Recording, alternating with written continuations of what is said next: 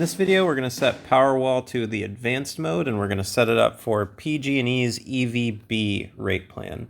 So first I'm going to open up the Tesla app. I'm going to select Customize down at the bottom. Next we want to select Advanced, make sure that's checked. Scroll down a little bit, tap this Edit Price Schedule button, and here we want to make the price schedule match the rate plan. So for EVB, we have peak hours from 2 to 9 p.m. So I'm going to drag these bottom handles until I have peak hours from 2 p.m. to 9 p.m.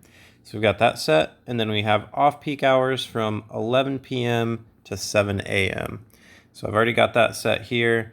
If you want to change those times, you just grab these top handles and drag those back and forth. So I'm going to set that back to 11 to 7.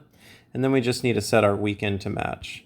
So I'm going to look at the weekends. We need to adjust this. So again, we have peak hours from 2 p.m. to 9 p.m. So I'm going to drag the bottom handles until we have 2 p.m. to 9 p.m. here.